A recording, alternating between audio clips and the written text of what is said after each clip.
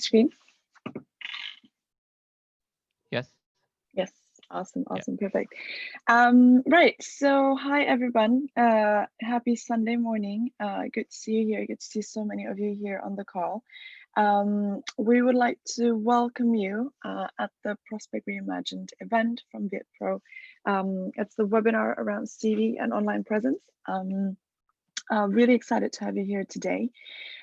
Just to walk you through what's going to happen is we'll do a quick intro into VietPro, into the webinar series, and then I'll hand over to our guests who will be running the webinar today. So very quickly, VietPro. So we are a network of Vietnamese professionals based in the UK. The wider network, there's over 4,000 people or so, and they come from all kinds of backgrounds, and our mission is really to connect the professionals with the students here and provide a platform where people can network and build relationships and really foster a bit of a more meaningful community. There is a team behind all things happening in VietPro, as you can see in front of yourself. It is a very diverse team from all kinds of background, and there we have some students as well. We have some professionals, but this is ultimately right now the team that's kind of behind driving all the initiatives this year. In the wider network, as I've mentioned earlier, we have members working and leading in all kinds of firms in the UK, and international brands. So as you can see here, some interesting names. But this is not the exhaustive list. There is much more to this, but this is just to give an idea to yourself of how varied are the members within the VietPro community. So in terms of Prospect event, this is, I know that some of you guys might have joined yesterday already, but this is just to sum up for the people that have not had a chance to join at the webinar yesterday. Prospect is our flagship event that happens every year. And it's a careers event, provided for, or, organized specifically for Vietnamese students in the UK who are first year, second year, third year, or even master students who are looking to find a job or internship here. And what usually actually happens is this is an offline event. We hire a venue and it's a big conference with up to 200 people, both students and professionals, and giving the opportunity of running a few sessions as well as networking and then all kinds of activities. Obviously, this year, because of COVID and the pandemic, nothing obviously is the same as it was before, and neither is Prospect. And we have taken the opportunity to take this event online, hence the reimagined. And we are running a series of webinars. It's this weekend, and we are also we've built, or we've created what we call a Slack community, which is this communication tools where we are providing a networking platform for our students and professionals to discuss any kinds of topics, be it industry or professional, and get some advice from them, and also connect with your fellow students or fellow professionals. So a few house rules for today for the webinar that we are running. This is set up as a webinar, so only the hosts and the panelists will have their audio on. There is a Q&A at the bottom that you can put your questions in, and what we will try to do is we'll answer as many as possible. There's also the chat function if you just want to connect. We do encourage getting involved and keep this interactive. There will be a Q&A at the end. In order to kind of like vote for your favorite question, there's a thumbs up button that you can do that, and we can answer that, or our panelists will try to answer as many as possible. If you were to submit your question with your name in it, I can enable you to speak, so you can then actually ask the questions via your audio. However, if you are going to take yourself as anonymous, then one of the facilitators, aka me, will read out the question on your behalf. The agenda for today, very quick intro, which we've just done. I will hand over to our hosts, who will introduce themselves. They'll run through the basics of a good CV. We will then talk to how to build an online presence, and as mentioned at the end, there will be a Q&A. 11:30 is not a hard stop.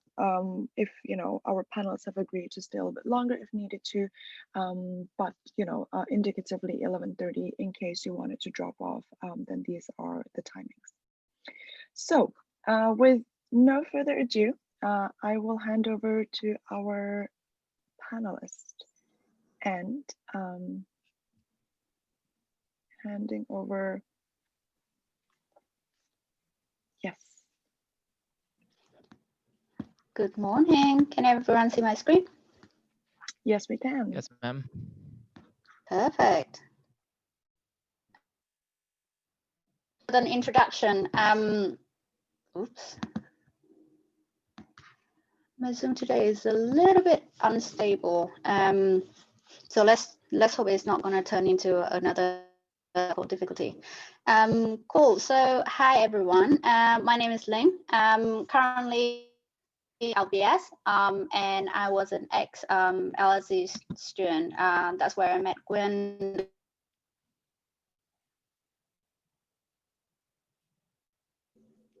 Sorry, I think I just got dropped off. Can you guys? We can hear you. Okay. Let me continue with my introduction. So my professional life, mostly in the last 5 years, I've been a consultant at Accenture Strategy. And before that, I spent briefly some time at EY Vietnam during my gap year, working with their advisory team. So on the topic of the CV, I've done this throughout my entire LSE time. Right now at school, I'm doing it again. And even within the 5 years of working at Accenture, CV is a topic that comes up again and again. This is not something that you do once and you're done for life. You continue to learn and have great experience, and you still want to communicate all of those to recruiters. And therefore, every year I have a little bit more added into my toolkit of how to build a good CV, and therefore very happy to share with you guys today.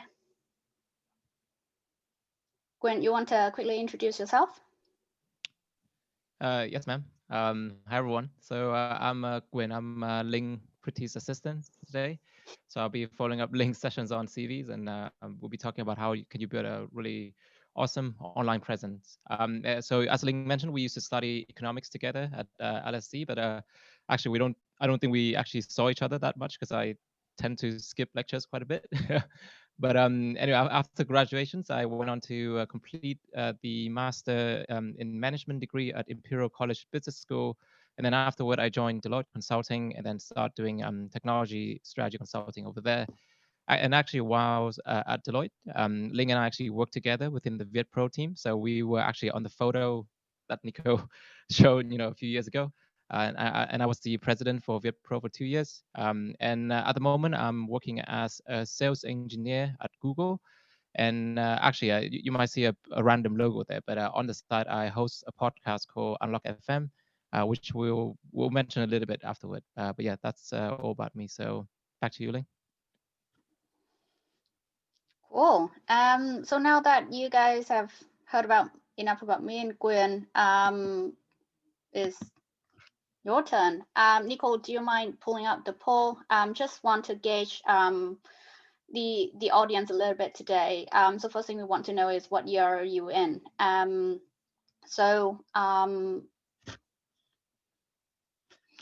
you a first year? Are you second year? Final year, ready to get back to work? Are you a master or random professional that are looking for a bit more tips for the next move in your career?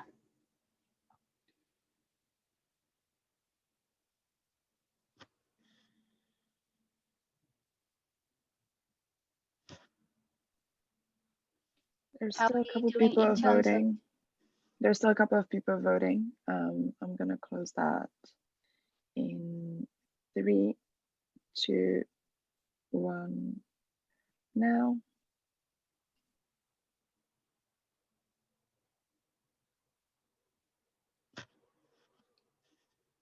Okay, so we have close to half who are masters here. So obviously, your recruitment season is close. So we're gonna talk about a few tips for you to help polish your CV and get that ready across the line. We have some first year and penultimate. So we also touch on how you can start thinking about what you need to do to start constructing a good CV. I'll keep that in mind. And Nicole, I think we have another question.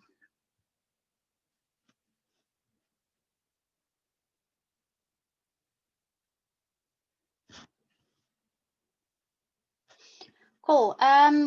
We would also like to know where you are in your job search. And even when this is very close to the recruitment season, usually what we found is people tend to be in different stages and readiness when it comes to their job search.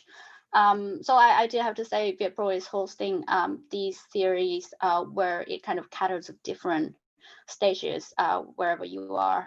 So highly recommend that you spend some time connecting with us, connecting through the webinars, and happy to answer any of the questions towards the end of today's session.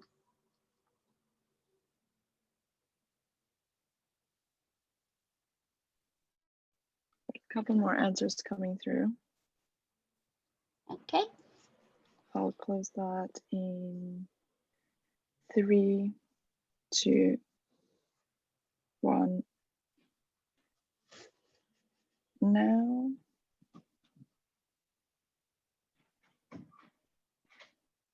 Okay, very good. Okay, so I think this kind of reflects the composition of people who are attending the call today. A lot of people have found their calling, and I have to say it's a great thing to find because it was a little bit difficult to navigate when you try to see what options are out there for you. And even the one that are still in the process of finding. Now, after 5 years of working, I found myself back into the water again and looking at all the interesting things that people are doing at LBS and finding more inspiration. So again, it's not the one thing that you do and stop in life. That's going to be your learning process in the future. Okay, so I'll try to touch on try to cater to the needs of different people at different stages of their job search and career. So I would like to start with the basic. And don't worry about my CV on the right. It was just meant to give you a true version of my actual CV that was sent a couple of years ago when I graduated. And that was the version that I applied for consulting. So in here, people who are looking for consulting, feel free to refer back to this to get some inspiration of what kind of keywords you can pick up or what kind of information you can potentially try to flash out in your CV. But in terms of the basic and the structure of the CV, it's pretty standard, especially in the UK. A recruiter would expect these kind of information. So first of all, name and contact detail. You want your name big and bold at the top of your CV. That's the first thing people look at. You want your contact details slightly just below that. That's where your recruiter will get your contact detail, and they might want to reach out to you for further information, inform you of the result of your interview, for example.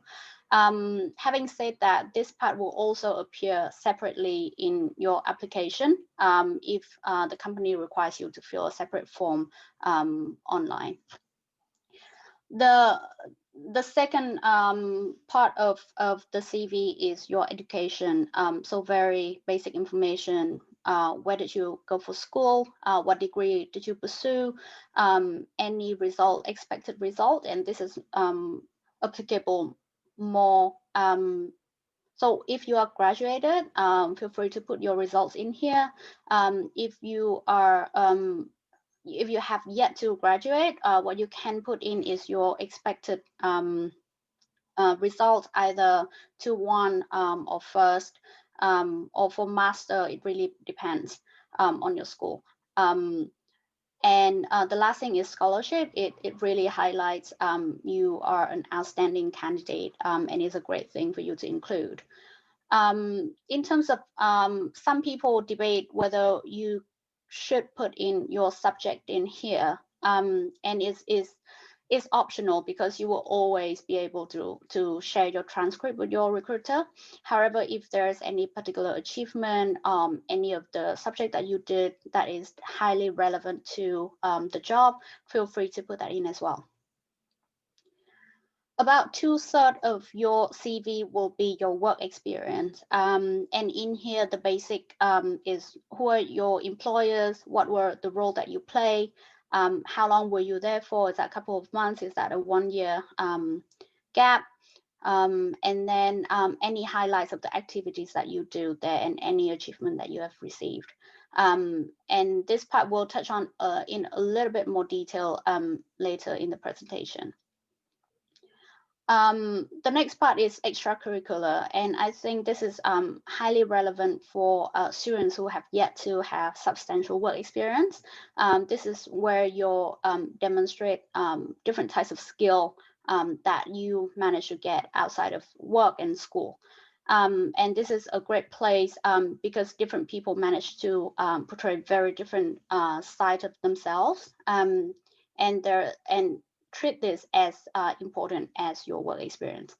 Very similar way of writing the extracurricular activity compared to your work experience. And here outside of school, you can also look at your volunteering experience as well. Last but not least, skill, additional information, languages that you're fluent in, any particular interest. So skill and languages are the typical addition in here. Interest is optional, but it can be a good conversation starter when you have an interview with your recruiter. So if you have something great that you have achieved, your interest is relevant to the job, feel free to drop that in.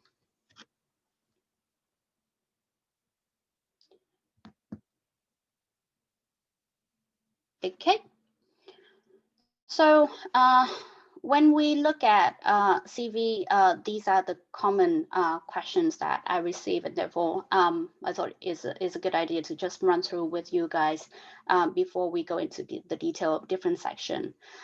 So typically the length of a CV is about a page. Sometimes people have a lot of experience that they feel like it can spill over to 2 pages. However, from my experience, from working in professional services, everyone kind of expect a page, and this is your first test of trying to communicate everything about yourself in a very concise way. Secondly, in terms of tailoring your CV, typically we expect a CV for each of the industry. If you do banking, you have your banking CV. If you do consulting, you have a consulting CV.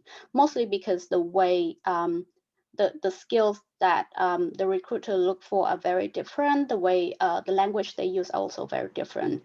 Having said that, you don't have to tailor the CV to your individual company. So within consulting, you don't actually have to tailor your CV, a different CV for McKinsey, another one for BCG, another one for Bain. And that usually is the job of your cover letter. I think if you kind of scan through my CV, what you notice is the CV is organized in chronological order. So you start with your most recent experience and go slightly back. Having said that, the the kind of experience that you put in can range for a couple of years. People would expect within 5 years. However, if you have a long history and in the past some of the experience are more relevant to the current job, you might want to include that in.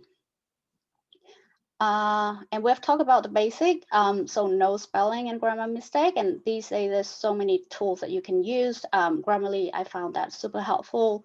Spelling check in your Word document, and get some of the consultant friends to help because they are obsessed with spacing and period and wording. And having a couple of people scanning through your CV and kind of help you check through the things that you've been staring at too long and somehow miss, that's a good finalizing step to do before you submit your CV.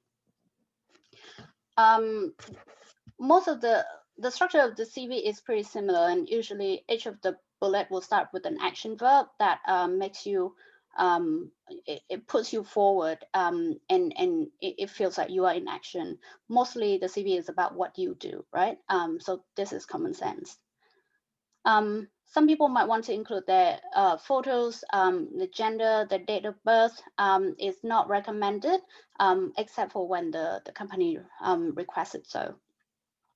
And the last point that I would like to quickly touch on is any gaps in your CV. So for example, if you had a year that in between your 3 years of school, for example, do have a backup story for that significant gap. You'll be asked about it.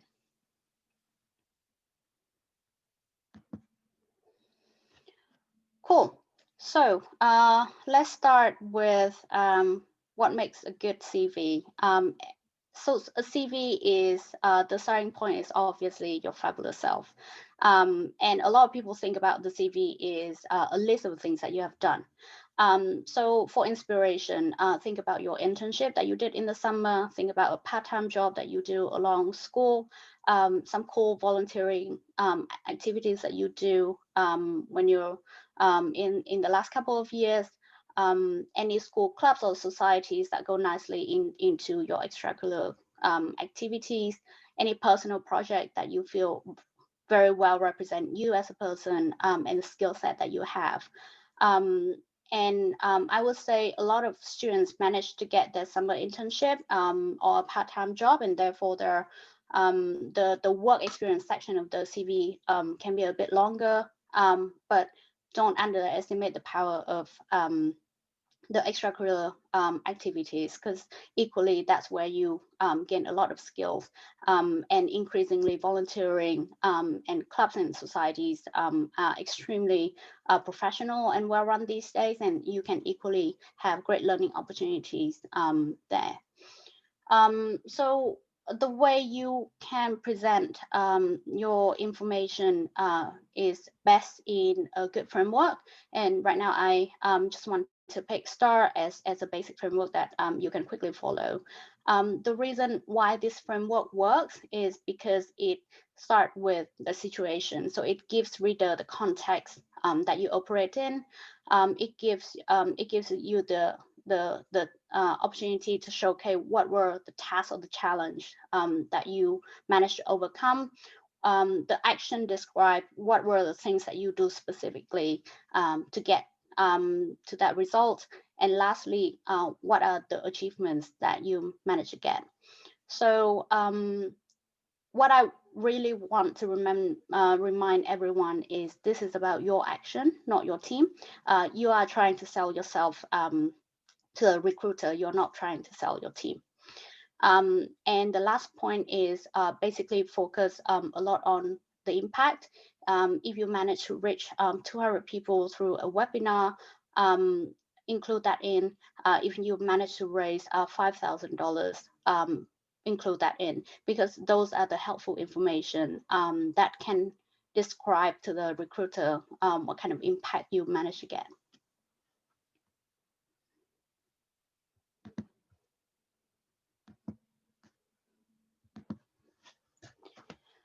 Okay, so still on working on an informative CV. the way we have described it so far is a laundry list of the things that you have done. But a better way to package that and give it to your recruiter is to organize it by skill.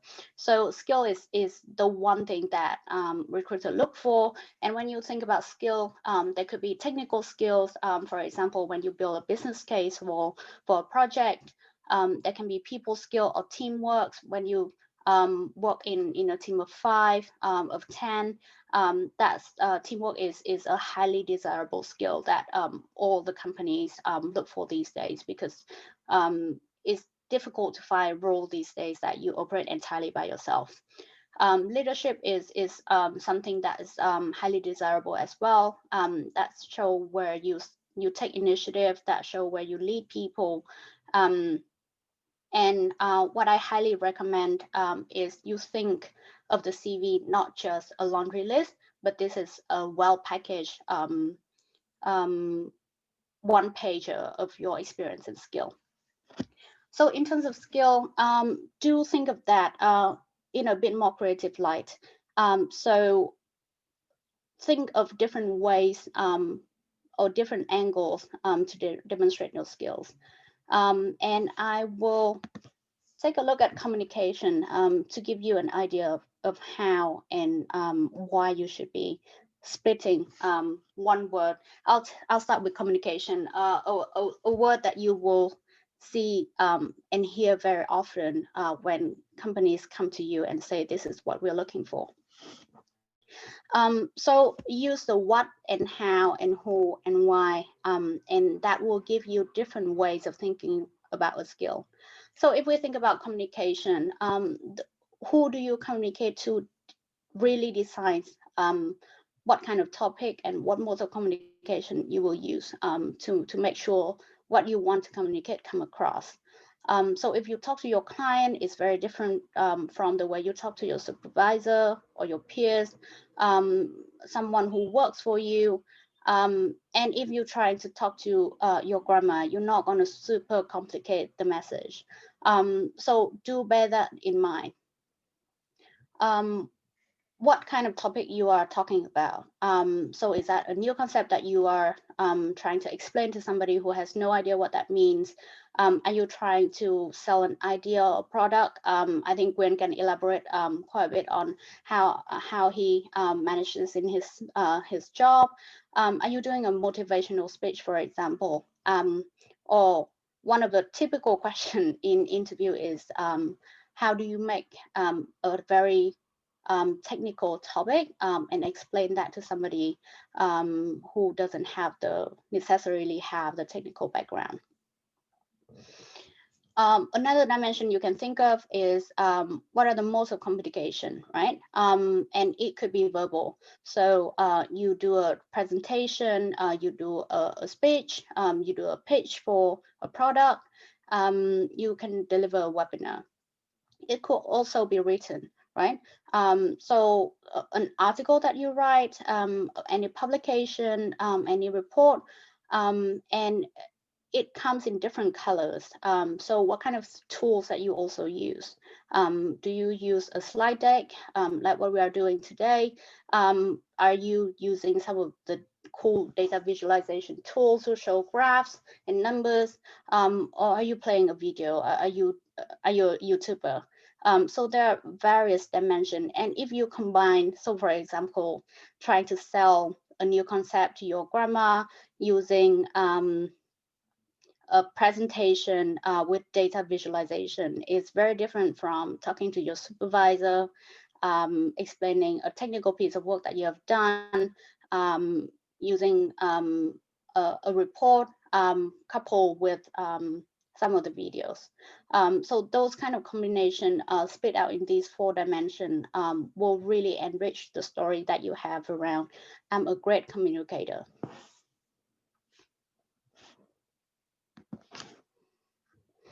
So this is an opportunity for you to practice these activities, the way to break down and improve one of the skills. So let's start with, this is a line that I think might appear in one of the CVs. So If you were to improve this sentence, hosted charitable events to raise funds for various charities, how would you improve it, make it concrete, make it impactful? So feel free to drop in the chat what you have in mind.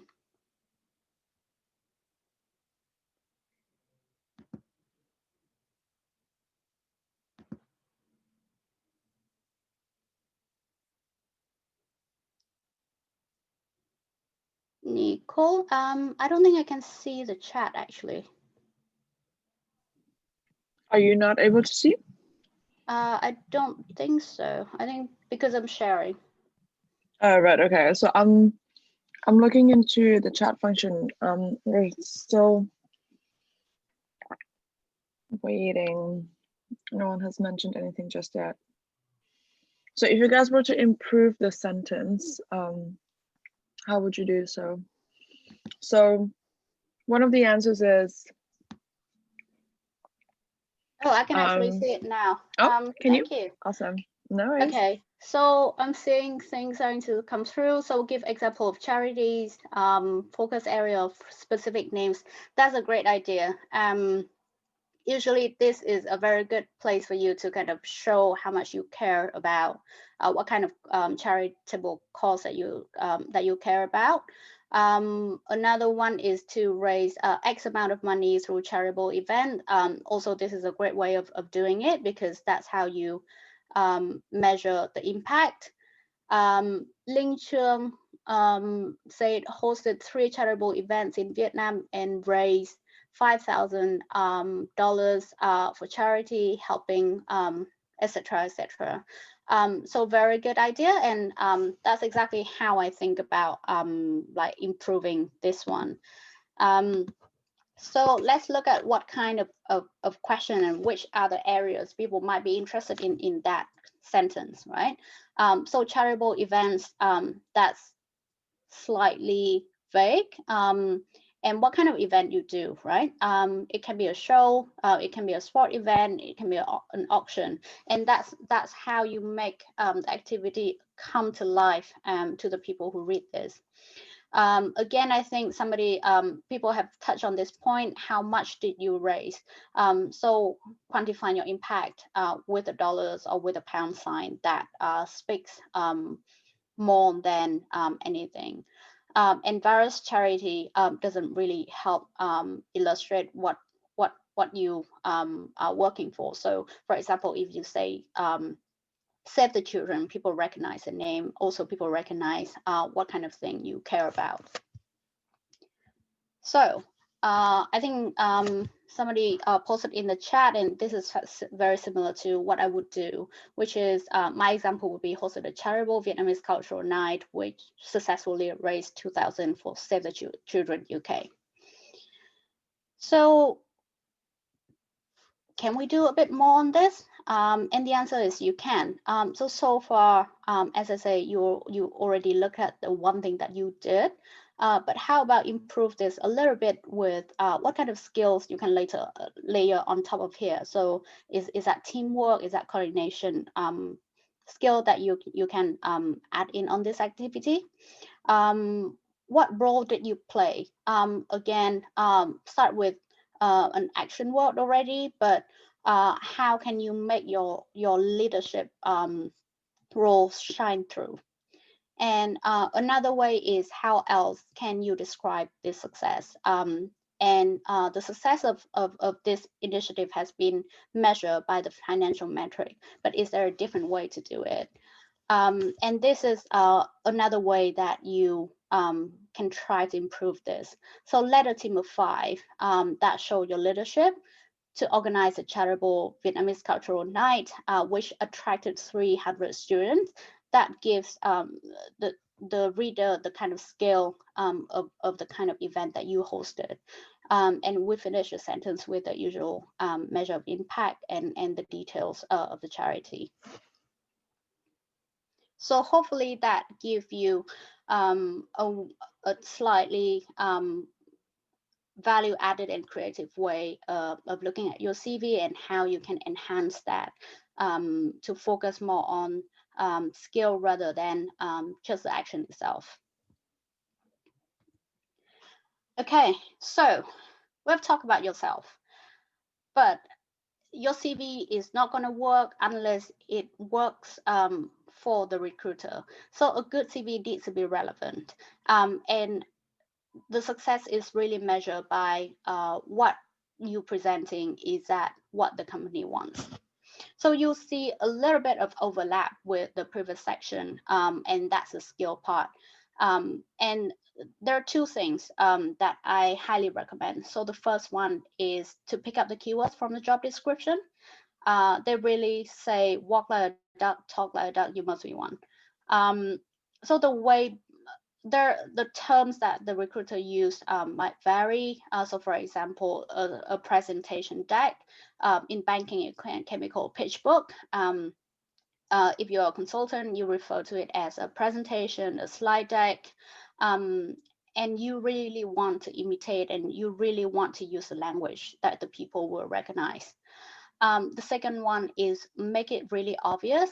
If in the job description they say that they need somebody with great communication skill, make it painfully obvious for them, so that if they have a checklist, they can quickly finish this within 60 seconds. The second part, which might not be as obvious as the skill section, is try to be yourself and show who you are as a person. And there are different avenues for you to share that. CV is one of them, but also in your cover letter and also your interview, this is where this shines through. But there are ways that you can try to bring this in into your CV. And the key questions are here. So do you share the values? Can you work in team? This is why in the last example, we see in the example that we added in, led a team of 5. So clearly you are comfortable working in a big group and take one part or lead that team. Can I put you in front of the client? This applies more to consulting, but usually if you manage to have a summer internship, do you have the maturity? Have you had work experience that show you are client ready? And I think the most important things, especially for professional services and banking, is that you want to be around 8 hours a day or more. And my colleagues, I think I hang out with them 16 hours a day. We work together, but we also do all sorts of activities together. And this is the part where interest will come in handy, because people start to have a view of what you like, also in your extracurricular activities. That's where you can demonstrate some of the things that you do, and you can contribute to the team once you are with them.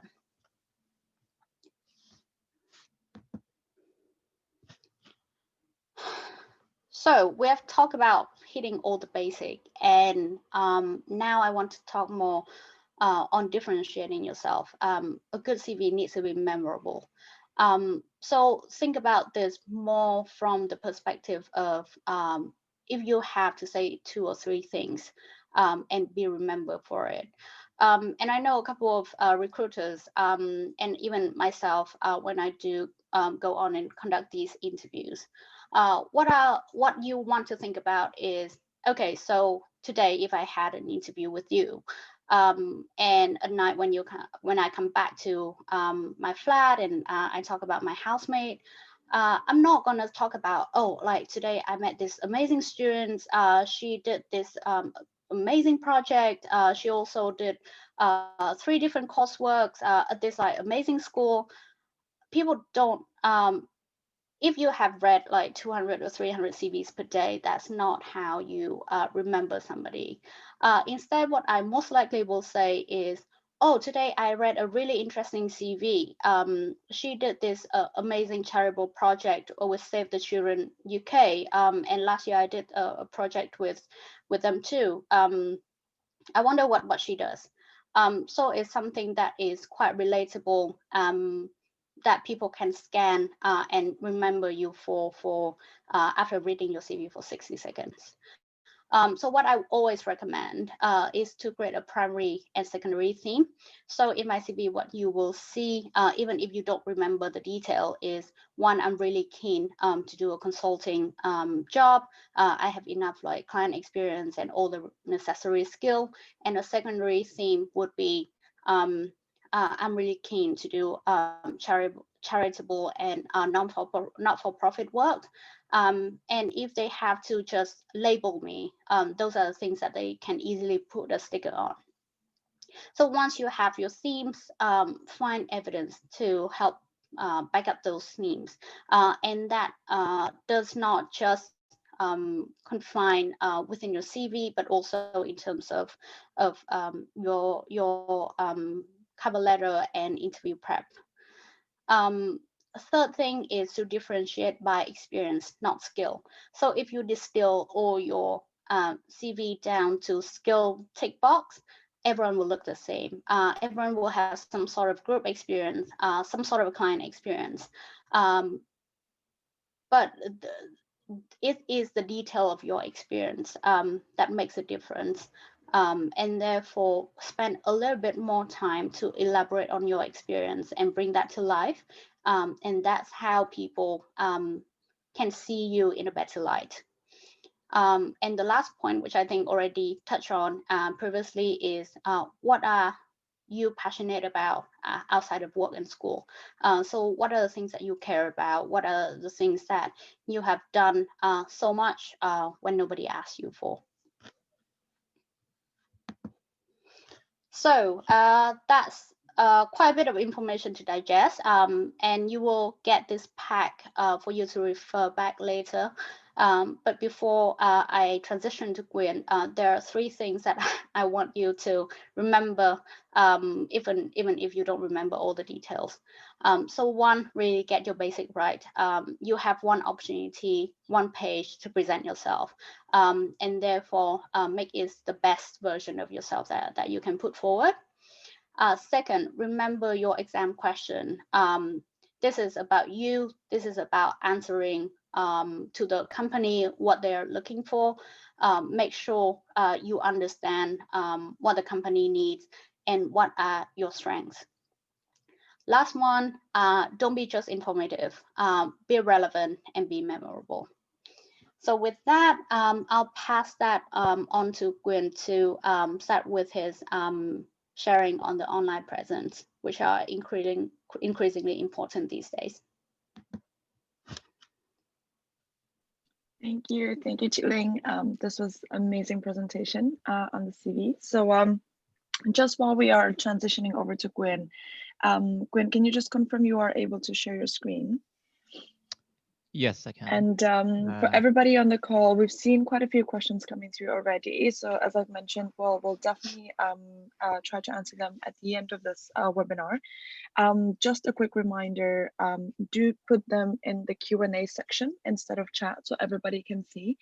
And whoever wishes to just go through them, you can give a thumbs up and upvote the question if there's a question that you would like to get answered as well. So then what I will do is I'll just sort them from the most popular ones and we'll go from there. So please do ask there. Anyways, I'll hand over to Nguyen if you're ready. I only see half of your screen though. Yes, I can. I am. Really? Oh, that's yeah, weird. it says online present. Give me a sec.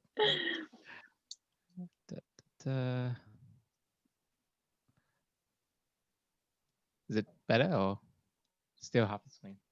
Is it just me, or Linh, can you check whether you can see the full screen? But it's as if like your screen got cut half. That just disappeared again. Just give me a sec. So the attendees are also saying it's only half of the screen. It's always one time like this that thing doesn't work, right? Technical support.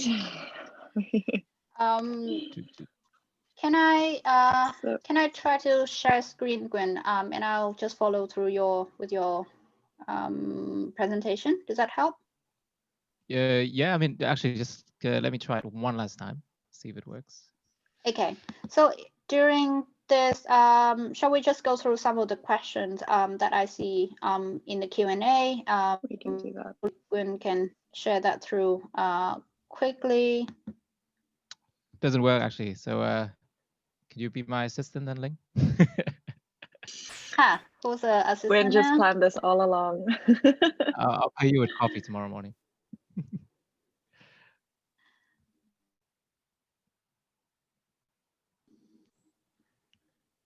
One second. Sure. Thank you. Yeah, it's coming up now. Hang up. Yeah, looks good. Yes, Thank you. so I can see. Hopefully, everybody can see as well. If not, do let us know in the chat, and we'll fix that. But yeah, all good. Yeah, Nguyen, thank you. stage is yours. Thank you, Ling. And FYI, Ling, you got the autumn leaves download thing at the bottom there. Don't know if you noticed. Oh yeah. Sorry about that. Can you? Yeah, no problem. Yeah, that's gone. Don't worry. Okay. Okay. Thank you, Ling. I mean, that was actually a really good presentation. I think I personally learned quite a bit from that myself as well, actually. But so before we actually move into this, online presence sections, I think the first we need to talk about why we actually covering this, because typically I think in previous prospect event we never really cover LinkedIn's or like online presence and digital profiles, but I think the reason why we're doing it this year is because it's more important than ever before to really differentiate yourself through the use of online profile. And I think especially during COVID-19, so we can't really go to offline events, we can't really go to networking events, we can't really see recruiters. So really, I mean, it's you can't really make an impression there anymore. So the only way for you to make an impressions and differentiate yourself is really through the use of these kind of online tools and online presence. And everyone is just like one click away. So if you imagine if you are applying for the same jobs, the two applicants are equally strong, then typically, obviously, the one that's being picked would be the one that actually show a little bit more presence outside of your traditional CVs and things, right? Because, for example, I just looked up, say, Ling Lei on Google, and I'll check her LinkedIn profile, I'll check any of her other works, and that's kind of how I typically would be able to make a decision, because everyone's kind of the same now.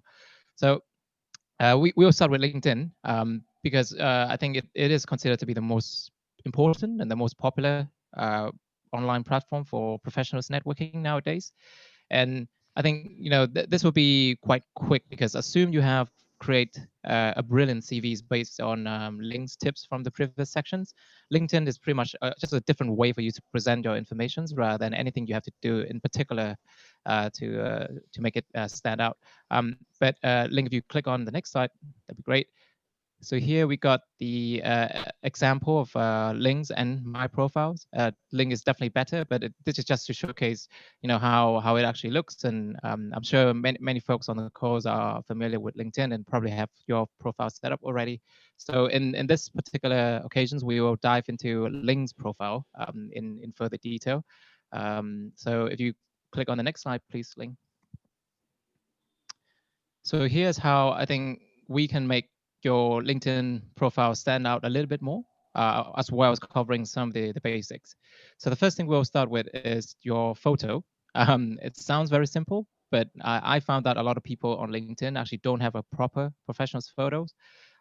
People use Facebook photos or Instagram photos or photos cropped from like a group pictures and they put it on LinkedIn. So this might sound very simple, but make sure that you have at least like a decent professional's photo to include on LinkedIn, because that's kind of how you leave the first impression for most people, right? When you click on anyone's LinkedIn profile, the first thing you see is their photos.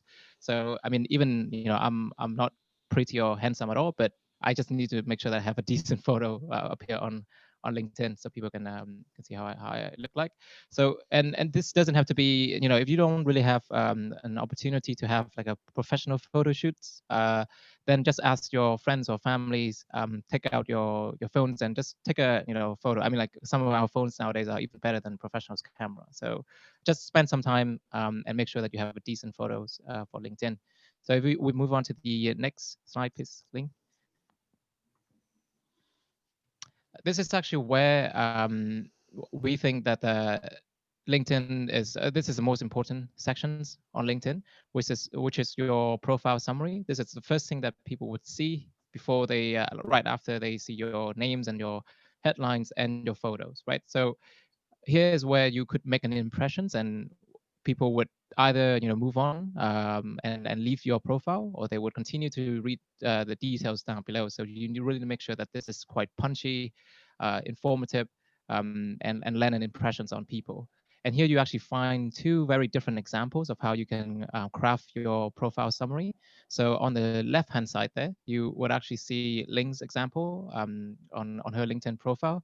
It's very informative, it's fact-based, it's very succinct, and this is typically the most popular way of creating your online profile, and it's popular for a reason, because it's very powerful, it's very easy to scan through and make sure that it covers all the right information in there.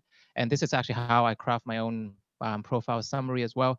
So this is definitely a good baseline for you to start. The idea here is you can try to summarize your professional's career, also your domain expertise. For example, you see that Ling mentioned that she specialized in zero-based budgeting, or zero-based spend is a particular domain within consulting. So anyone scanning through the profile know that Ling is actually good at that. But then also you can try to include some of the extracurricular projects that Ling mentioned in the previous section as well. But on the right-hand side, you see a drastically different example. This is from an HR manager that I think I found on LinkedIn. So this is more of a story basis or story driven summary. You can see that it starts with a bit of a hook, right? Like someone told me, like a former boss told me about blah blah blah, and you can't. It feels a bit like a story, like a non-fiction or like a fiction story. So you get hooked, you follow through, but still it captures all the right information that's needed. So what she does, what she's passionate about, what sort of roles she's been throughout her career. But again, this is very different. It's very personal. It's very captivating, and obviously it requires a bit more time and more creativity to craft something like this. But again, this is as equally powerful as the example on the left-hand side. And in this instant, though, it's actually very relevant to her role, because she's an HR manager. And just reading through this profile, you feel that you would be quite, like this is a person that you would want to be your HR representative if you ever work in this company, for example, right? But yeah, again, just talking about the importance of profile summary, make sure you get this nailed down, and this is how you would leave an impressions on LinkedIn. If we move on to the next section, Ling. So this is the bit that's probably the book of your LinkedIn profile. This is where you list out all of your professional experience, share a little bit more details. And again, this is actually probably the easiest bit in your LinkedIn profile, because again, assuming you have you have written a really good CVs based on links, tips from the previous sections, you can just mirror a lot of the content there to here. So literally just a copy and paste. It's not that difficult. But the interesting bit here is you can actually try to use LinkedIn to expand on your experience a little bit. Whereas on CV, you typically only include the most recent or the most relevant jobs on LinkedIn. You can actually just put everything you want in there, right? So you can see on the left-hand side, I have my LinkedIn details, but then on the right-hand side there, you see my CV, which only includes 1 or 2 jobs that I did recently.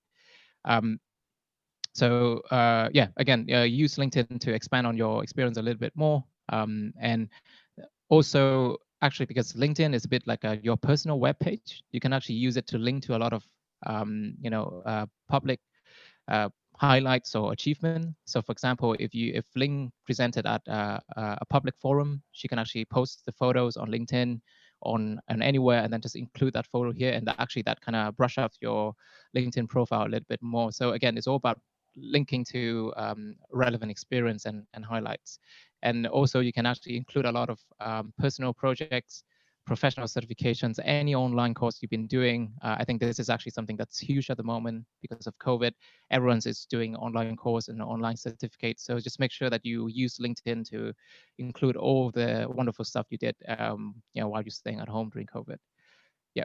So if we move on to the next slide, please, Ling. This is actually a recommendation and endorsement. it's a fairly unique thing that you can only do with LinkedIn, and it speaks to the power of LinkedIn being a social networks rather than just like a plain website. So recommendation is a bit like a reference, like a very short reference letter that someone would write for you, a bit like a testimonial of their experience working with you. You can see an experience on the screen there, but the idea is don't read into it. But this is where you can actually make your profile stand out a little bit more than other people. Typically, we as professional workers, we get these potentially before we leave the jobs. So we would get some of our old colleagues to send in their recommendation just to make sure they don't forget what after we left. So for example, Ling recently left Accenture to do her MBA. So Ling could use that opportunity to ask some of her colleagues to share their recommendations for her. But as students or as graduate, where can you get this from? Actually, there are a lot of opportunities. So for example, you can, if you do any summer internships or any internships overall, you can ask your host or your managers during that internship to leave recommendations here instead of a reference letter or in additional to a reference letter. But either way, any part-time jobs, you can actually ask your manager or colleague there again to share their recommendations. And actually, you can also ask your professor or teachers if you have a good relationships with them. And any projects that you are involved with as an extracurricular activities, you should be able to ask any of your peers working on that project to leave a recommendation here as well. This is actually something that I'm not good at. So I'm just being a hypocrite here and saying everyone should be doing it, but I'm actually not good at it myself. But again, this is a thing that's fairly unique to LinkedIn that everyone should try to capitalize to make their profile stand out. So we move to the next slide, please, Ling. Okay, so going back to the basics a little bit, this is where, assume you have a decent profile photo, you've make sure that you craft a very succinct and punchy summary and headline. You make sure that you've include all the relevant details in your LinkedIn professional experience sections or education sections. You built up some credible recommendations and endorsement. I think that's already like very powerful to make sure that you stand out among the crowds. But there are a few more things here that you should be doing with your LinkedIn profile. Very similar to CV, you should be trying to keep it up to date as much as possible. So try to review it every 2 or 3 months, just to make sure that you don't leave your profile stale, right? Make sure there's always up to date, even if you only do a minor things that's new, make sure that you include that into your LinkedIn profile rather than revisiting it 2 years down the line and then spending hours and hours just trying to craft some of those details. Also, make sure that you try to customize your link to your LinkedIn profile. This is something not a lot of people know, but you can actually customize it. So, for example, you can see that's how I customize my name, but don't leave it as something a bit too informal, like I don't know, Ling Lei 1 2 3 4 5 6. It looks quite unprofessional if you do it that way. So just make sure that you use this opportunity to customize your link. Something that we probably won't talk about too much here because we have a section dedicated to that just following this, but you can actually show a lot of thought leaderships and be very proactive on LinkedIn by sharing relevant, interesting articles or posting or writing any original posts. This is how you build up your credibility on LinkedIn. But if you flip to the next slide, Link. But I guess last but not least, LinkedIn can be deemed boring by a lot of people. And I personally find it sometimes to be boring, but you do have the opportunity to be yourself on LinkedIn. As if you refer back to the example from that HR manager, she was creating her LinkedIn profile in a very personal way and be very creative and very unique. But yeah, again, it's all about make sure that your LinkedIn profile stand out, but then while doing that, be yourself and be creative. Okay, so I think that's it really on LinkedIn. If you have any questions, leave it in the Q&A box below. But moving on, is LinkedIn everything? Sadly, no, because there's so much more on, with the internet now that we can do. Everyone has a LinkedIn profile, so to really stand out, you actually need to do much more to differentiate yourself, right? We actually have a dedicated webinar on this, not we, but as in the VietPro team organized something along this topic in the previous Skill Quest campaign. I think they did to fundraise. So I think the VietPro team will be posting the links in the chat, but then we will also reference to it at the end as well. So you can click on it when this deck is sent out. But the whole idea is, in this era, it is much easier to broadcast your unique voice and your unique profile and your unique content.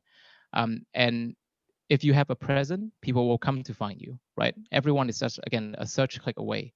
So I use an example here from a guy called Andrew Chen. He's a very famous general partner at a company called A16Z, is one of the world's largest venture capitalists. He's been writing on his personal blogs for around 10 years and on various topics, including tech, startup, growth marketing. And he has credited many of his professional opportunities to people reading his own writing on his blog.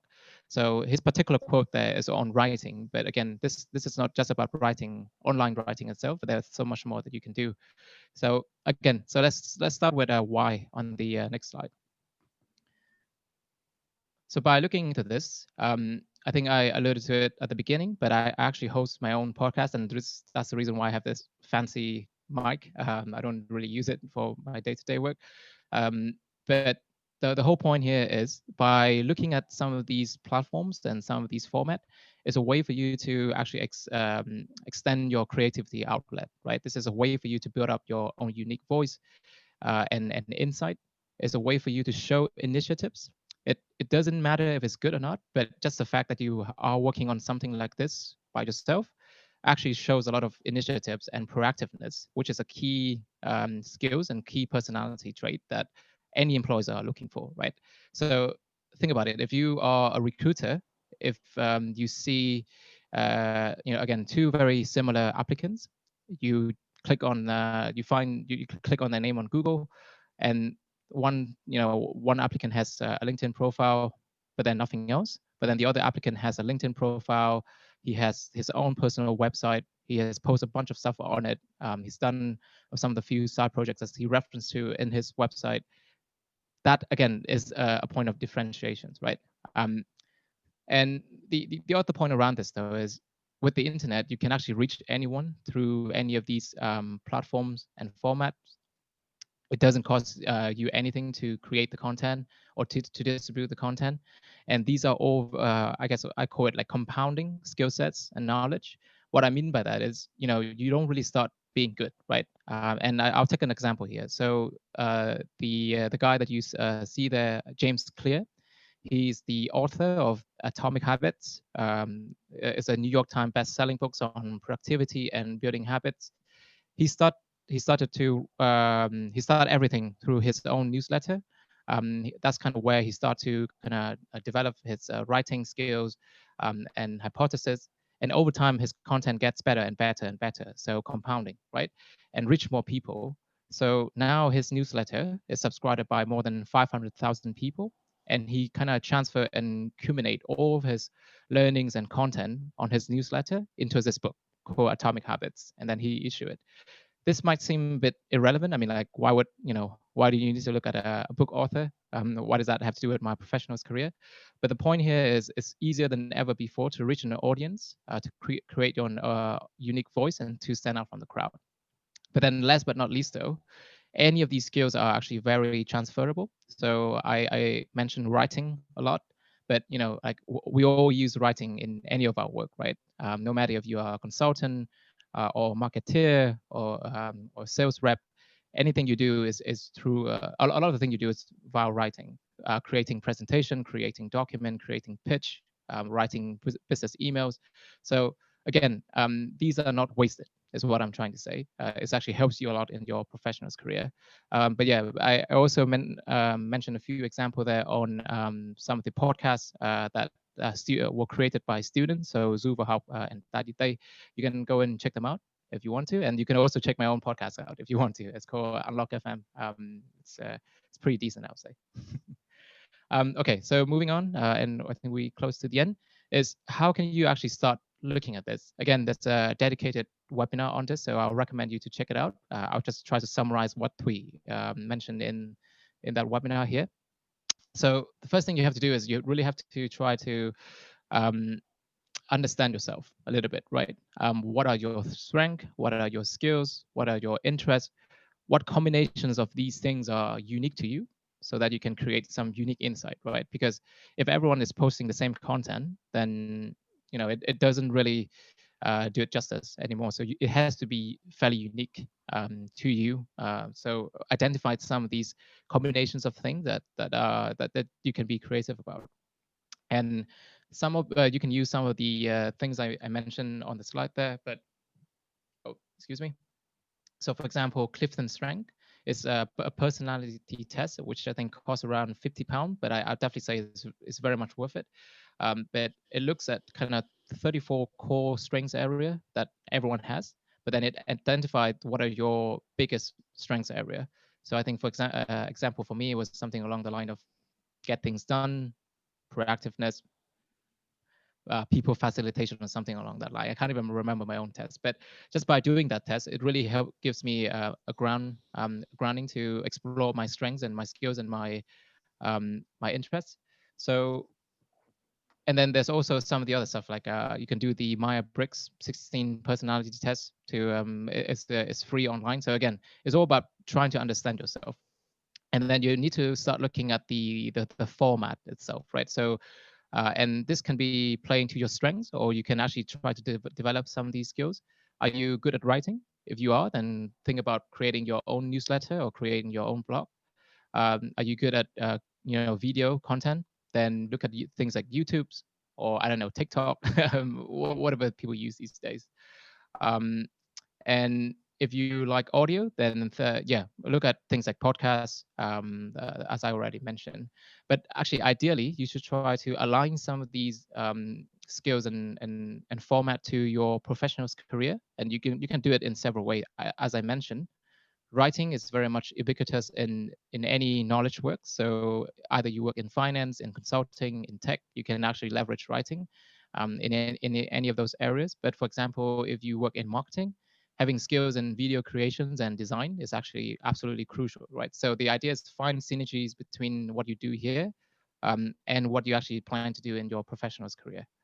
Um, and then it's all about, once you've identified some of these things, identified your core strengths and your unique strengths and your unique insight, you need to start planning and start putting it out there. So you can again, it's all about trying to push your work out there, gather feedback, and iterate and improve over time. No one is expected to be good right at the beginning, but the whole point there, you need to push it out, and then you need to get feedback so that you can actually improve over time. There's no point in writing something and then you just keep it within your own notebook and never publish it, right? So it's all about finding and creating a plan and then immediately try to publish it and iterate over it. And actually, on this point, I mentioned that Skill Quest campaign, but my co-hosts and I on the Unlock FM podcast, we actually did another dedicated webinars on how did we actually create Unlock FM itself. So again, you can refer to that in the deck, or I don't know if the VietPro team has the link to post it here right now. But yeah, if we move on to the final slide, I think. Oh yeah, so I mean, this might sound a bit, grandiose, right? I mean, or far-fetched for many of you who are students. So if you feel that this is a bit too much, you can actually start small and practice by doing a few things. Like if you want to work on your writing, you can actually start working on student newspaper, or you can do some freelance writing. For example, there's a lot of really cool media company in Vietnam that are accepting freelance writing at the moment. For example, Vietcetera. If you are keen to work on your video skill, then you can volunteer to kind of record events, special occasions, do it for free. And then, or if you have a unique viewpoint, then you can actually just go on YouTube and create like a food review channels or something along that line, right? So there's plenty of way for you to start small rather than trying to do something immediately big. But again, remember that you never should be standing behind a larger brand or platform. Always bring it back to you, your name, and your brand, right? So never stand behind anything. So you should always have a direct link to whoever's your audience. That's my point. Oh yeah, so I think that's it. And to summarize what Ling and I talk about throughout this whole session. If you don't have a CV, start it today. If you already have one, update it and review it, fine tune it using the tips that Links has already shared with you throughout the sessions. And then you should be also leveraging the CVs review sessions that the VietPro team is facilitating in the next 2 weeks. I think this is an opportunity for you to have like a one-on-one CV clinic. I think the team will mention that in more detail soon. But yeah, leverage it. Make sure that you use that opportunity to review your CVs with professionals. Use some of the tips that I mentioned today to fine-tune your LinkedIn profile. And if this whole thing about online content creation is something that caught your interest, then yeah, start working on it. Try to understand yourself first, your strengths, your skill, your own voice, and start creating. If you need any inspirations, feel free to reach out to me, or I think there are many folks in the VietPro team who has done something similar. So they can share examples with you. They can try to guide you on what step you need to take before you launch something like this.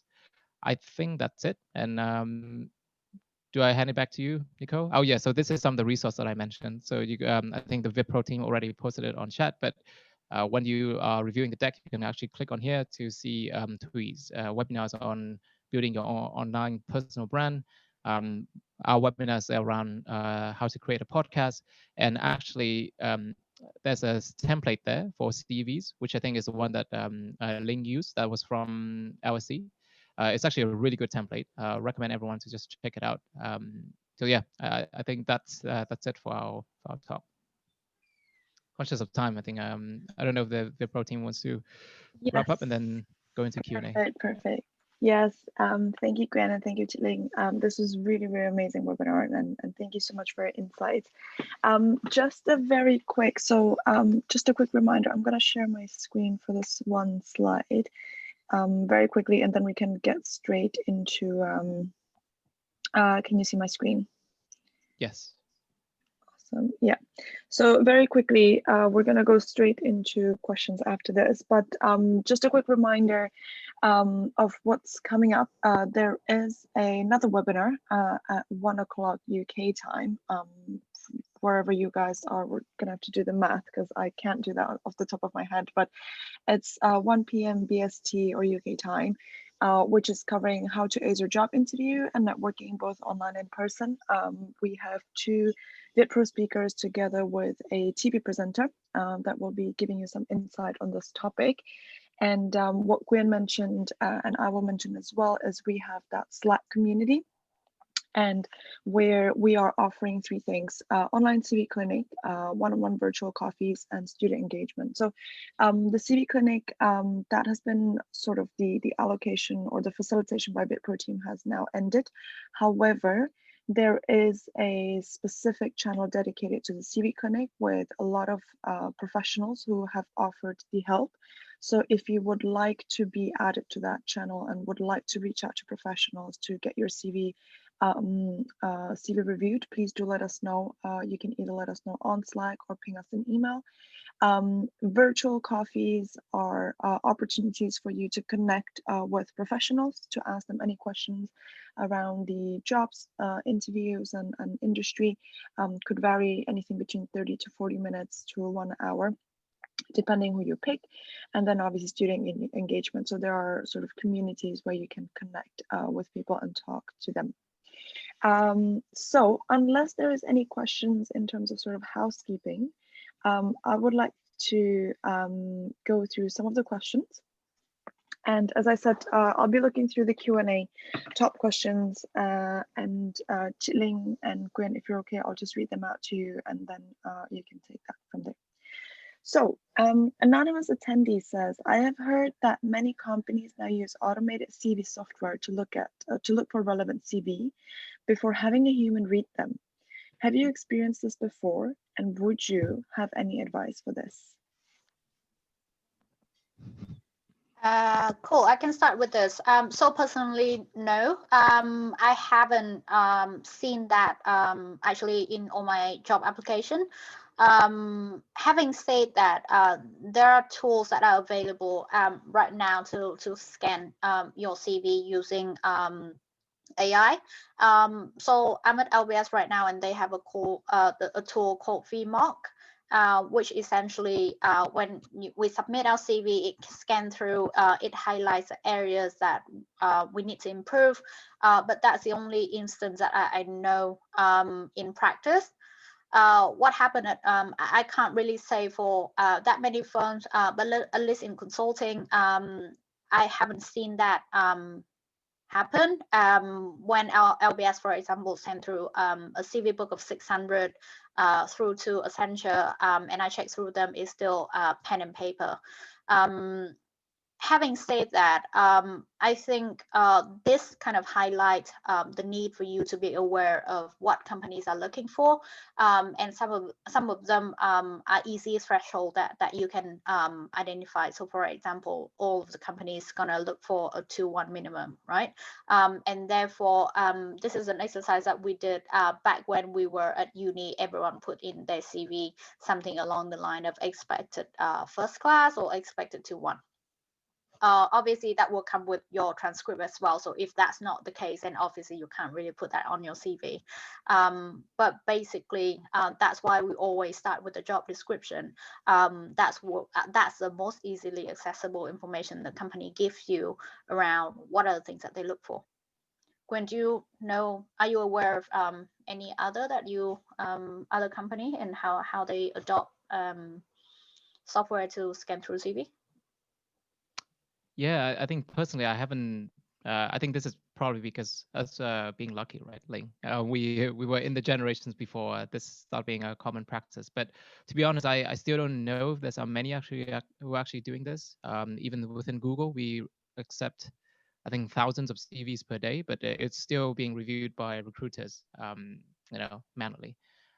So, but I think the key here, though, is, as Ling mentioned, I'll definitely say that there's nothing that I don't think there's anything that the like the robot scanner is doing that is different from a typical recruiter. They are still looking for the same thing. They are still looking for relevant experience. They are looking for good and clear grammar. They are looking for relevant keywords. So, for example, Ling mentioned when you look at job descriptions, if you are looking to apply for that role, you should be making sure that your CVs has mention of those skills and those particular keywords, right? So I don't think there's anything that you should be doing additionally to make sure that your CV sent out with a robot scanner. Anything that Ling mentions is applicable here.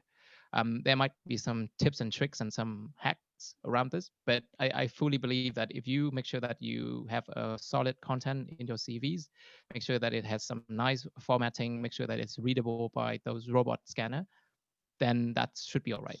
I don't think you should be worried too much about doing anything extra to hack around this, because the whole point here is you should be honest in your CVs, and anything you do should be highlighting the relevant stuff that you have to apply for that particular role.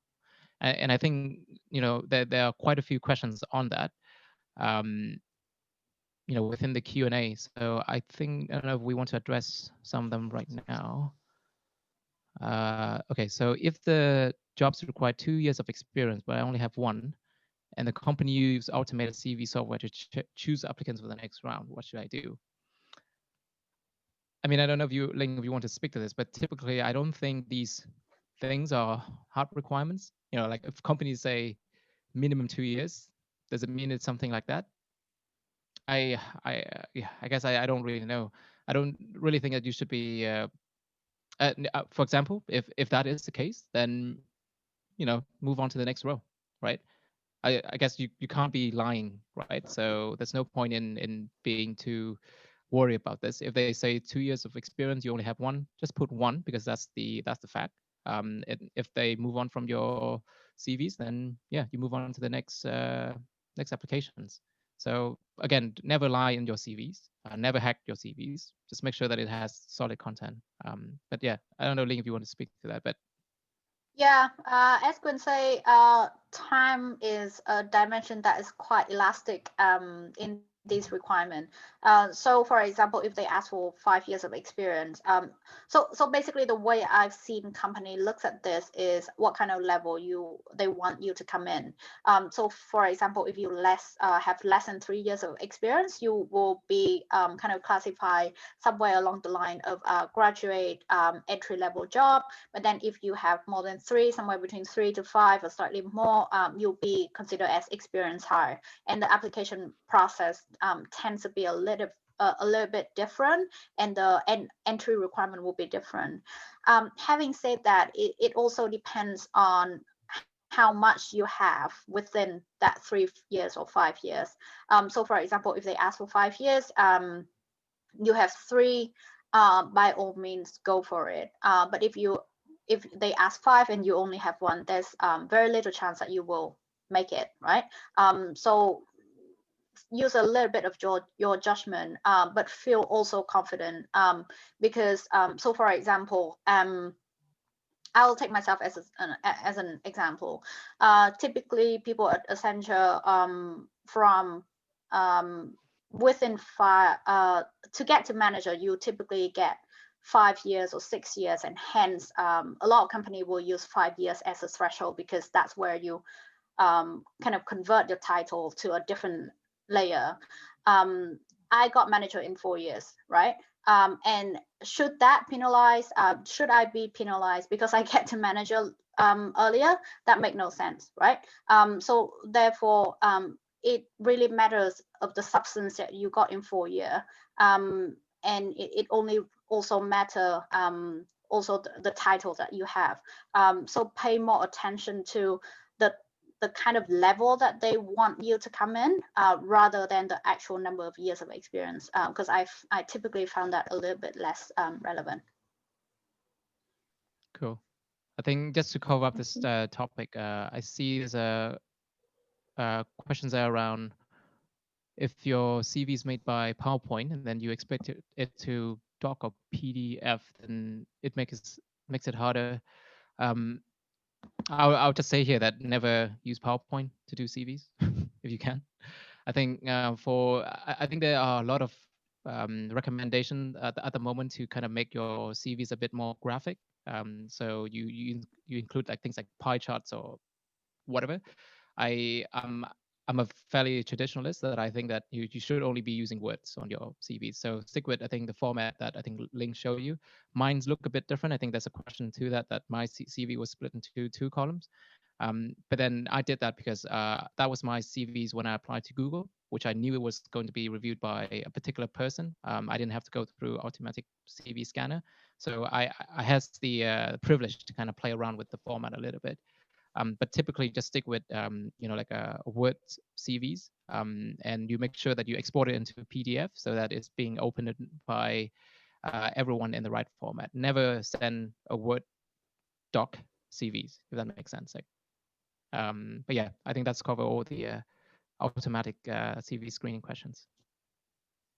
If you want to move on. Yeah, in terms of CV format, I would just like to add that most of the schools, usually going through Career Center, the school will provide you with some format. So there are 2 ways of how your CV will reach your employers. So one, individually, you submit your application, kind of your CV being reviewed together with all the candidates from all places, right? So in that instance, you don't actually have to follow the school format. In my case, actually, what happened at LBS is actually they print out the 500 CV and they push it out to the employers. And in that case, they will actually request you to use this exact same format that they use, because everyone will actually look at the same. The employers have long relationship with the school, and once they look at that CV format, they recognize that being from LBS, for example. So, and what you would see is most of the school will do Word and PDF format. That's very, very typical. That's what employers recognize. I think in some of the instances where you don't use Word or PDF is more likely in the more creative industry. So in that case, use what people typically use. you don't. The thing is, the CV format that we use tend to work. That's why a lot of people use it. But on the other hand, you want to stand out in terms of your experience, not stand out in terms of a weird format that people take some time to recognize. Recruiters tend to spend like 60 seconds looking at all your CVs. So give them the information in the package, in the format that they want. Perfect. Thank you, Linh and Nguyen. So another question I would like to read out is we have in the audience, we have Nguyệt Anh. You've asked the question that's been upvoted as well. So what I will do now is I'll allow you to talk. So if you unmute yourself, you should be able to ask the question to the audience. Nguyệt? Hello, everybody. Yeah, so that's the question from my side. Because in the slide of Miss Linh, I saw that she also showed some of the things you should show to the recruiter. Because now I'm also considering being in the consulting industry, but I didn't have any relevant experience in consulting. So my question is that how you can show that you are able to put in front of the client. Of course, I will apply for like entry level stuff to learn more about that, but how should I show that in my CV? So client is one of the aspects that obviously you get a lot in consulting, but the fundamental of client facing is essentially how you communicate. So that goes back to refer back to the slide that I wrote on communication, is how you can confidently convey idea across the table and the person sitting across you can understand and follow. So if you don't actually have a situation where you work at a client, try to find different ways to convey that you are a great communicator, right? So if you have done a presentation, for example, you present a particular finding for the class, you do this kind of webinar, those are the great example that you can use to demonstrate in your CV that you can communicate confidently with somebody. Now, there are different dimensions to it, right? So when you work with a client, another way to look at it is you're comfortable kind of hanging out with a more senior person than you. So if you can demonstrate somewhere in your CV that, for example, you work with like the partner of the firm, you work with the C-suite, you work with like senior manager, it gives the variety in terms of the people that you are interacting with, and that's another way you can add. Let me see. So actually this part will be more assessed also as part of your interview. So when we do interview, the person, especially in consulting, the person sitting across you will be assessing how you conduct yourself, how you conduct the conversation. Can you talk in a very structured way? And in terms of actually showing that you can do it, that will be more part of your interview rather than CV. But CV is a good place to start. Oh. Yeah, I understand. Thank you very much. Yes, I think that I have some kind of relevant experience in organizing webinar or also a presentation in conference. So yeah, thank you very much. That's really helpful Perfect. for me. Thank you, I'll Nguyệt. add Thank you here for really asking. quickly as well, though, is actually, I mean, I mentioned really briefly, but before working at Google, I actually work in consulting at Deloitte. And I think very unsimilar to Linh, because I think Linh kind of decided to work in consulting early on. So a lot of what Linh did has direct experience on consulting. I actually didn't. So, and I think this kind of speak to consulting being one of the most kind of open career path for graduates, because they actually don't specify like the particular relevant experience that you should have.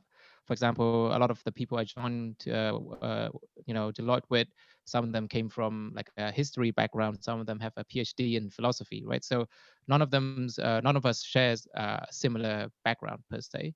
But I think this applies to a lot of graduate roles in general, is that they are looking for specific skills and for specific personalities and attitude rather than direct experience, right? They shouldn't be asking you to apply as a marketing graduate because you have 2 years of marketing experience. It's a bit of a chicken and eggs experience, right? So the idea is really demonstrate your skill set and try to make it as relevant as possible. But don't worry too much if you don't have direct experience in that particular industries overall. Yeah. Yeah. Thank you. Thank you a lot. No problem. Thank you. No problem. So we'll swiftly move on to another question is, if my work experience is irrelevant to the job I apply, should I still put it into my CV? Yeah, right. So I'll start with this. So my first CV that goes to BCG, there wasn't a single business experience. It was entirely nonprofit. And I think at that point, BCG wasn't recruiting. It wasn't doing much work around the impact space. So if that's true, probably I'll just send a blank piece of paper to BCG, and I'll miss the opportunity to have an amazing first interview with them. So I would really encourage you to think about your CV as a package of skill rather than what you do, right? What you do is a good starting point, and that's kind of the meat of your CV, but you have to repackage and kind of massage that and give a good package in terms of skill. So even the work that you do previously didn't have any direct relevance to the job, I'm sure you can pick out 1 or 2 skills that you can get within that work experience and demonstrate that you have an amazing all-rounded kind of set of skill that you can be helpful for the team once you join them. Yep, I can comment on this as well. And I think there was a questions around, can you include unrelevant work experience on LinkedIn? I guess kind of alluding back to my talk, but LinkedIn is much more freeform than CVs, right? LinkedIn is supposed to be your entirety, or the entirety of your professional's career history. So it doesn't really matter what you include on LinkedIn because, again, it is not something that you tailor to send to people. It is a profile that goes with you throughout time. So don't worry too much if you have irrelevant experience included on your LinkedIn profile. For example, I have stuff from way back then that I don't think is relevant to any of the work I do anymore, but I still keep it on my LinkedIn. That's just for historical purpose. But on the questions around, can you include irrelevant experience on CV? I think the immediate answer, well, the easy answer would be no. Like never include anything irrelevant to in your CV. But I guess Lincoln mentioned it, right? But it's all about how you craft the story around it, right? Nothing is really irrelevant when you know the specific skills and specific things that they're looking for. So, for example, even if you work as say like a waitress or like a kitchen staff as a part-time jobs, and you're applying for consulting in general, then there are bits there that you might not want to highlight everything, but you can highlight, for example, customer service skill, right? So this is all about you talking to people, you communicating with people, you handling very difficult issues. Again, not as immediately relevant to the work that you're applying for, but there's many ways you can spin it if you don't have a wealth of experience to include. Yeah. Perfect, thank you. So just looking at time, obviously we're running over, but are we okay to give everybody, our attendees, a couple more minutes to answer questions, Linh and Quyen? Yeah, sure. Yeah, I'm good. So the next one is, at which stage should we take the Clifton Strength test to make the test make the best use of the test? Is it when we are in doubt, without direction, or when we know what we want? I think you can use it anytime. I think can we ever really say that we know exactly what we want? It's a bit of a philosophical question, isn't it? But I think no. I mean, to answer it seriously, I think if you are kind of you don't really know what you are strong at the moment, then definitely take that test, right? So it's not really about whether you lack directions or not, but it's about, do you know what particular things that you are good at, or and sometimes you do, sometimes you don't, and sometimes you get some of these feedback from people that you worked with, or from your friends. But I think the Clifton strengths or any of the personality tests is a fairly good objective way of looking at your core skill sets and personality. And sometimes it's very hard to put words into what you think. So for example, when I did that Clifton strengths test, I didn't realize that some of these things that I've been doing for years, this is how objectively you can actually categorize it, if that makes sense. So I would definitely recommend people to do it. It is £50, it's not cheap, but yeah, and I'll probably try to do it every 2-3 years, because actually they do say that your strengths and things evolve over time, right? So it's not static. So it doesn't really matter when you do it. You should leverage it when you think it's important. But Ling, anything to add here? Have you done anything like this before? Yeah, actually I found, so I only did the test once. I already joined Accenture, at which point I already knew that I want to do consulting for a bit. So there are a few ways that you can look at it, right? So one is it gives you a bit of like inclination of an indication of what kind of things you are inclined towards, and it is helpful in kind of trying to narrow down your kind of career options.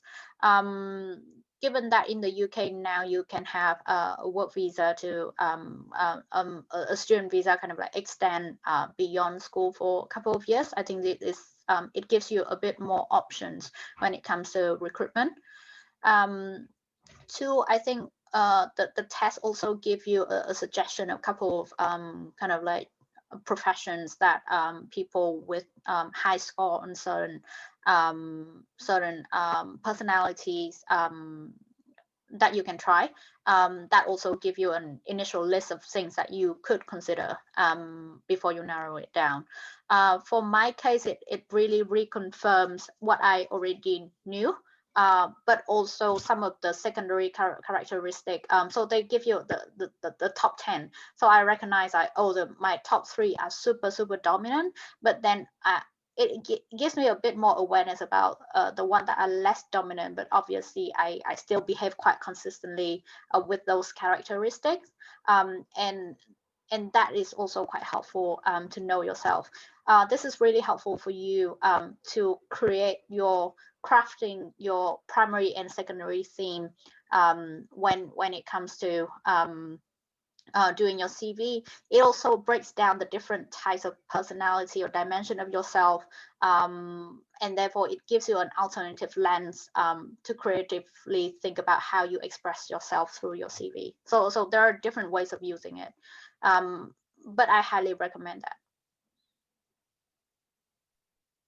Cool, thank you. So the next one is very brief. How should I demonstrate my gap year? Gap year is gap year. Gap year is a great way to use your time slightly differently. So the only thing about gap year is you have to demonstrate that you use the time proactively. So in the 6 months gap year, for example, if it's if you can't really do anything, you have personal reason, you have like family reason, it's something you can transparently communicate with the recruiter and say, look, like this period something happened, and therefore I need to take time out to personally attend to it. But if you took a gap year while waiting for, say, like I did a gap year while waiting for Accenture. I actually went back to Vietnam and did an internship with EY. I've seen people doing volunteering, people backpacking, traveling, and is a great source of stories that you can bring across in your interviews. So try to tell that story through extracurricular activities or interest part of your CV, and be ready to tell a good story. Yeah, I think I would echo that. The key here, just be honest, right? whatever reason you took the gap year for, just include it in on LinkedIn or even in your CVs. If there's a gap within your CVs, and just include it and say, gap year took 6 months to travel the world. So gap year took 6 months to do this certain volunteering projects. Gap year took 6 months for family reasons. So just be honest. I think if you are being honest and you actually acknowledge that gap years, then no one none of your employers would ever like ask you too much about it. They might just ask if you include it, you travel the world. They might just ask, actually, where did you travel to? And it's actually a really good conversation starter. So don't see gap year as a drawback. Just be honest about it again. So and include it and just make sure, like Ling say, have a story to back it up when asked. Thank you. So I'll take 2 more questions that have been upvoted. The one thing I would say is, let me get to the questions. Should I put the 5,000 tuition fee scholarship from a master's in the CV? Yes, of course you should. Snappy answer. Yeah. Easy answer. So different career centers in different schools will tell you slightly different things. If the numbers are impressive, put that in. If that's in terms of percentage, put that in. If your scholarship has a name, put that in as well. The point here is just to demonstrate that you have an outstanding track record, and therefore the school kind of recognized that. So for example, if you have a scholarship based on merit, go for it. If you have like some of the scholarship screen slightly different themes. So for example, the Late Law Foundation does scholarship for women that is in the impact space and is in the interest to kind of like push the agenda of like women leading forward. So if you have that kind of name and have links to it, and also describe like how competitive, like for example, I got this scholarship where like only 25 Vietnamese got it out of the whole country, for example. Like that show how competitive and how difficult and prestigious your scholarship is. So think of it in that dimension.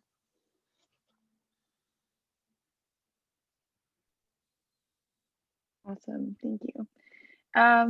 Right, so few more questions if you want to, which is a very quick one. This is probably Ling.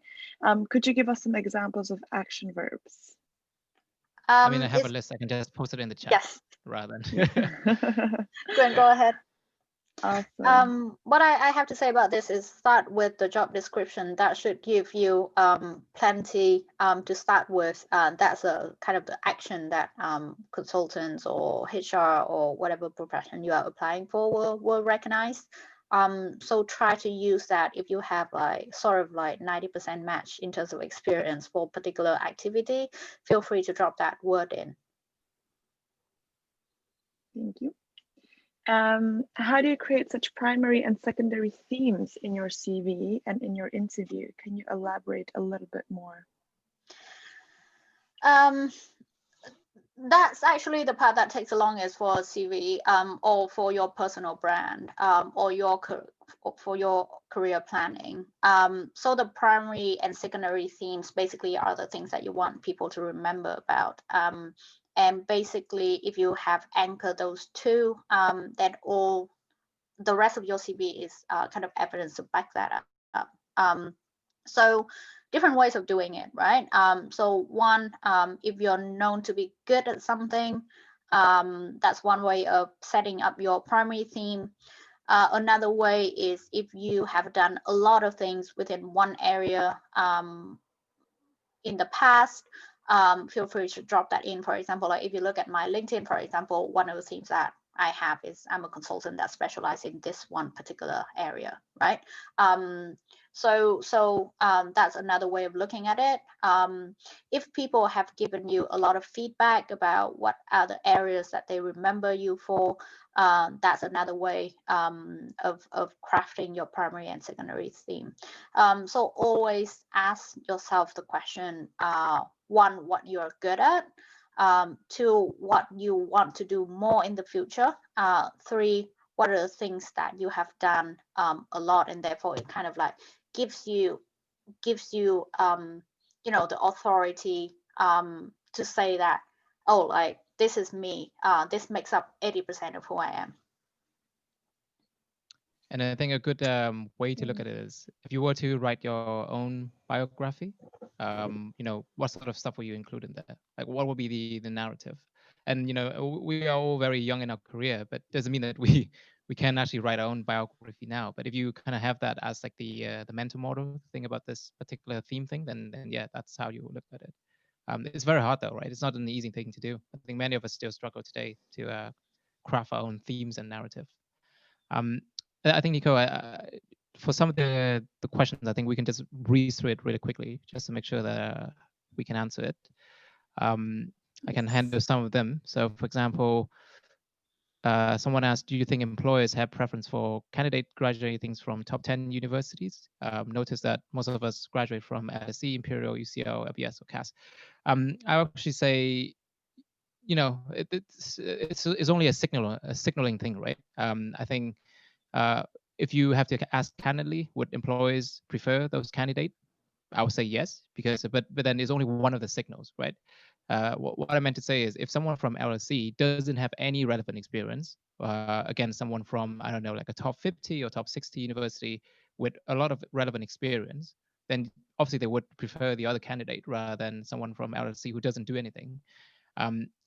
So I think it's all about, this is just one of the factor for you to craft your CVs and profile. It's not the most important one, definitely. And the other thing I would actually say here, though, is a lot of the employers nowadays, they have this practice of anonymizing the schools. So I knew this was the thing that they did at Deloitte, where they actually hide away where you came from in terms of your university. The only thing they can see is your particular course and your expected grade or something along that line, right? So again, never think of your university as a drawback. And then just be proud and be confident of where you came from. The whole point is the more important thing is about your experience and what you've done throughout your career. The other question is the CV should only be a one-page format? If it's two-page, will it be eliminated immediately? It won't be eliminated immediately, but if it's two-page for a good reason, for example, you actually have 10 different internships you want to include, then yeah, go for two-page. But I guess, based on Ling's recommendation at the beginning, right? If you are a young student graduates, then it's very unlikely that you have stuff that you can pad out for two-page. So the easy answer here is if it's two-page for a good reason and you can back it up and it's relevant, then keep it two-page. If not, keep it tight and keep it one-page, right? Maybe this is one for Ling. Do you have any recommendation for student consulting programs that people can apply for if they want to gain more experience? So currently, so I'm aware of a couple. So all leading firms have their separate, now because of COVID, actually they are able to offer a bit more kind of like mentoring experience. So for example, I think Bain, they have a first year program, a woman in consulting program. If you fall into the right category, like highly recommend that you check out the specific company website and apply for the one that are relevant for you. What they would do is you would not be given an internship or work experience, but they will give you kind of mentorship during that period where you'll be buddy up with somebody from the company, and they give you like advice and mentorship regarding your life in consulting. Specific, I honestly don't think that you have to have a directly relevant consulting experience. Consulting is quite a welcoming industry.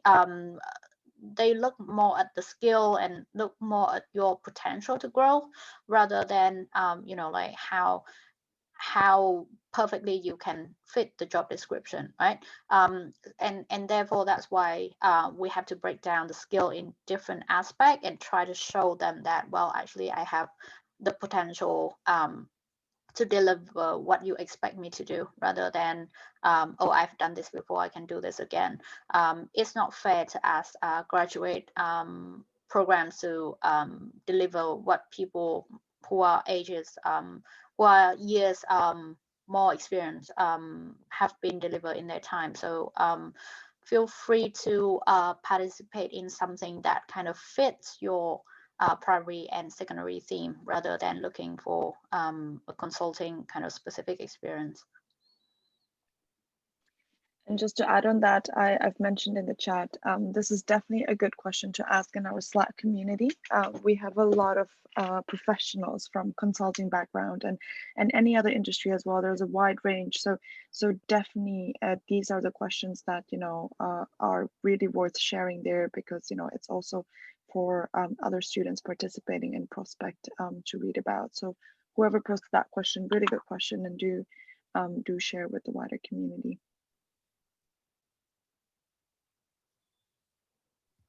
Last two questions. We do have Chang on the call, but just to be mindful of time, should we just whisk through this? So my problem is I don't have many experiences to show on LinkedIn. For the last two, I just studied mainly without joining extra curriculars. What is your advice, and can you suggest any way for me to gain some experience during this time? I think, Nguyen, this is something that you have touched upon as well.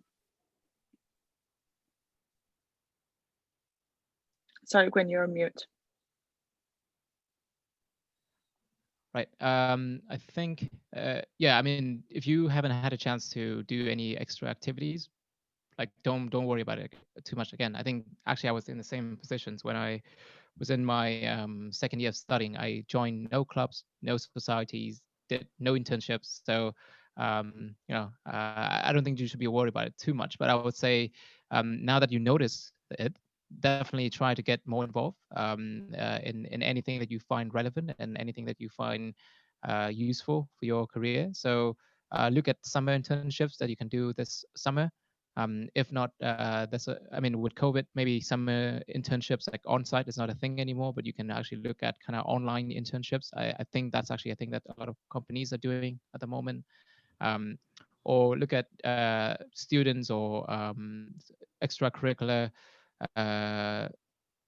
projects that you can get involved with, right? So join any student clubs that you think is relevant to what you do. Kind of go back to Ling's answer in the previous questions, right? Like how do you get relevant consulting experience to some of these student programs? And there are a lot of them.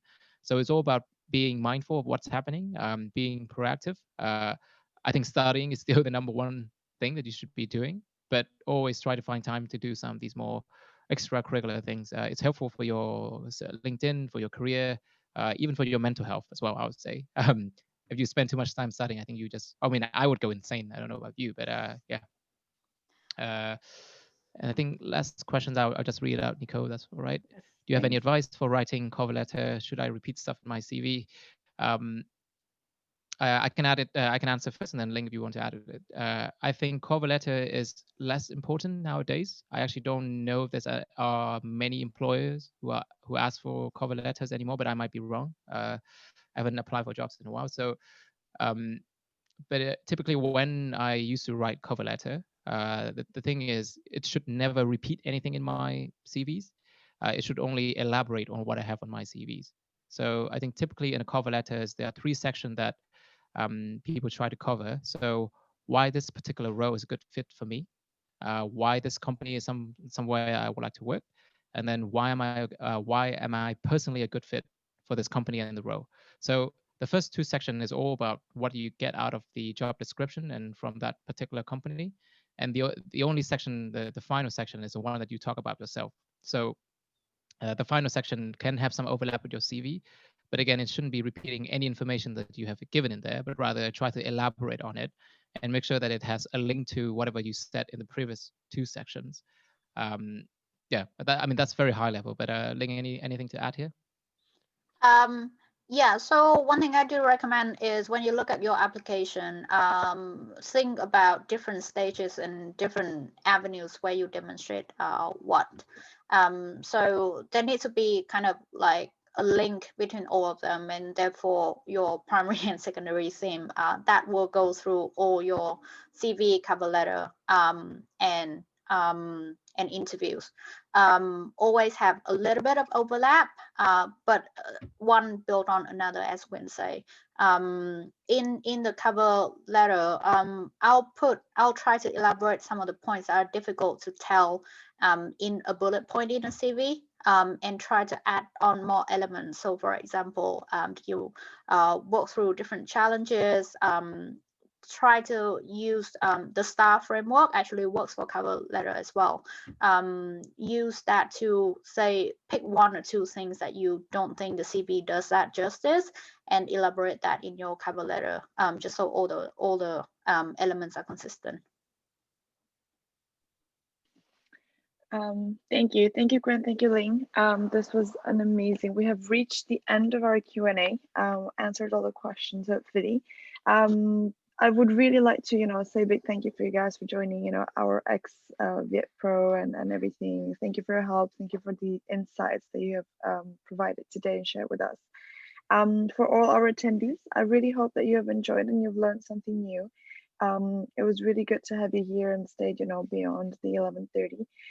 As I said, 1 o'clock, so in an hour, there's another webinar on interviewing, networking, online and offline. And please do get and join us on Slack and get some conversations started there, because that'd be really, really useful for everybody. Thank you.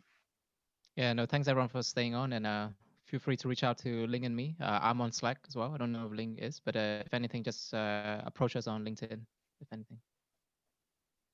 All the best to your application.